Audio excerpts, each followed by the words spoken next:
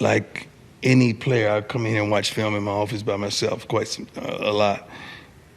And I go and say, Mikey, why when you catch the ball, your legs automatically fold up? Stand up. Don't do that. Keep your footing. You're going to get more yards. You're going to be more productive. He said, Coach, I didn't notice that. I said, yeah, those are the little things that will take you to the next level, son. Mm-hmm. So I want these kids to be successful, man. I've had my turn. Yeah. I've had my turn. I want them to do it, and I'm going to be that guy in the corner of that boxing ring saying, left, right, left. I got this. Okay, this is what you said in the press conference. Okay, give them that. All right, then walk away. I love that. I love this kind of stuff, man. But I want these young men to be the best that they can possibly be on and off the field. You've talked before about just the love and respect that you have for Coach Nick Saban. Yes. You called him a teacher. Yeah. What are some of the biggest things that he has taught you? Identifying personnel, coaching wise, understanding the different, not leagues, but the different conferences, understanding all that language and how this stuff works and why this school is going to that conference or this school is going to that conference, and always being prepared for what's next. Because there's no one that has lost more coaches to the next level than he has. But it keeps on ticking. Why? Because he's the engine. He is it. So just little things that he may whisper in between takes when we're shooting an Aflac commercial, they're sacred to me because he is him. And I respect the heck out of him. What is something he has said that you hold really dear? There's probably things we can't talk about. Yeah. Yes. Yeah. There's probably things we can't talk about. Yeah. Is there one that you can talk about? Plenty, but I can't recollect some right now. But he is the Grand Marshal, man. He's the magna cum laude to me. Mm-hmm. I respect him so darn much. I really do. I really enjoyed watching you live before your game on game day, and you said something that was super interesting. You said, Shedeur doesn't get the respect he deserves because he's my son. Mm-hmm. Can you just elaborate more on what you mean by that? Yeah, even coming out, if they would have just looked at him coming out of high school as a quarterback and he wasn't attached to me, he probably would have been the 5 stars.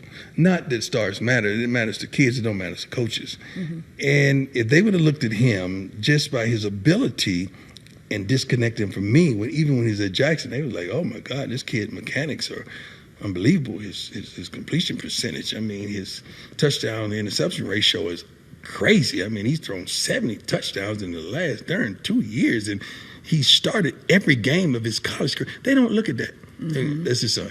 He's giving him a pass. He's giving him that. He's giving him the job at Colorado. He's doing this and not just understanding who he is now that he's on the main stage. Oh, my God, Shedeur is this and that. And we've been told you that. Right. And it's upsetting to us and it's upsetting to him because you shouldn't have given him that chip. Now he has that chip on his shoulder. And that Brady-esque, he's going to find something to get mad at every game. And he has that chip on his shoulder. So then, as a dad, before we're at this point, what was it like for you to maybe feel somewhat responsible for the perception of him? We ride and die together because even when he chose he was going to FAU, and the only reason he was going to FAU was Coach Taggart and that staff, as well as he wanted to start right away. He didn't want to sit on no bench. He said, Dad, how am I going to get better sitting on the bench? And I told him that you don't get better sitting on the bench. Mm-hmm.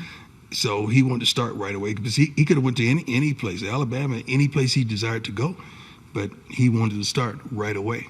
So just having him ride with me and we having that conversation, finally around the house one day, he said, hey, look here, dog, we going to talk about this or we just going to play like it ain't there? I said, let's talk about it because I never wanted to say, hey, you going with me. So I wanted him to make that decision. He said, we going to do this or not? I said, cool. He's just going to cost you a car, though. I said, so you're going to hit your daddy up. So you're going to hit your own daddy up? Yeah. I know. I saw that clip of you talking with your sons. And there was a joke about, okay, what if Shedeur leaves? What if he goes to the NFL? Yeah, we don't want to talk about that. But in this hypothetical world, yeah, it is a hypothetical world. How would you feel if he did say, I want to leave? You got to understand now. You know that we're never caught off guard on anything, and Daddy has been around the block a couple times, so we've discussed every possible scenario that can be had. With both of my sons. Well, all three of my sons, because Junior, he's going to be up there photographing it and doing his thing with it. So we've talked about everything. It's no surprises under the sun with us. So I guess I'm curious for you. What do you have to see from a player to say, okay, they are ready to make that jump? It's not about what I'm seeing from them. It's about a whole lot of other things. Teams, position, round projection, all of that plays a role. Because now with NIL and who they are, shoot, you could make just as much money here as you can there, unless you, one of the first 5 picks. But Shedeur don't want to be two to nobody. He don't get down like that. So, people projecting him behind, Caleb Williams, and Caleb Williams is phenomenal. But Shedeur ain't no backseat rider. He drives his Maybach. He don't have a drive advantage. He drives it. Yeah. The moment you knew he was really good. 7. What did you see at 7? As well as Shilo, because in my phone, he's up on the grown. Like grown. He's a grown man. He's very mature for his age. He's always been calm, cool, and collected. He was checking off at 7 years old, and Daddy was over there calling the plays for him and grooming him, and I taught him all defenses first, so he knew cover 2, especially in youth league. They ain't playing but cover 3, cover 2, and he was checking off, getting the ball down the field like in no time. That's why we didn't flinch last week. That's why 2-yard line, 98 yards, cool. 40 minute, whatever it was on the clock, cool. He's done that before. We got that. He don't flinch, and he loves those moments. He loves those moments. What was funny was his brother came to me, and Shilo say, in overtime, and he rarely ever calls me dad on the field. He know I don't play that. He's like, Dad, you putting the defense out there first? I said, y'all ain't stopping nobody all day. Your brother going out there, and I know what he gonna do. I mean, that was the attitude. That really happened. I know what he gonna do, because I like to put pressure on people. I don't like people putting the pressure on us. I know he's gonna apply instant pressure, and he did. A lot of people obviously will watch him, and you've mentioned Brady-esque here. They always compare to Tom Brady. What football player do you compare Shedeur to? I don't. Okay. I don't do that with my kids. They ain't the second of nobody. They the first of them. We ain't doing that. No, we don't do that. We Sanders. Yeah. We Sanders, And when we take that walk, we always start off, let everybody in this country watching this game know our last name before we leave here tonight. And what do you want that last name to mean to them? Success, passion, purpose, dominance, knowledge, commitment, excellence. It's so many different attributes that I could continuously name. But with all that being said, we're winners. We're winners. I, at one point, asked Jason Tatum this question. I loved his answer, so I'm going to ask you the same thing. What do you want your children to know about the way that you love them? That it's agape love. It's a love not based on reciprocation. I love them regardless. They don't have to do nothing for me. Pat me on the back, kiss me on the jaw, return the sentiment. They know I love them, because love is action to me. Love is just not language. Love is action. And I've tried to show them throughout their lives action. So Shedeur has never, until I went down and having surgery, Shedeur never played a game without me. There.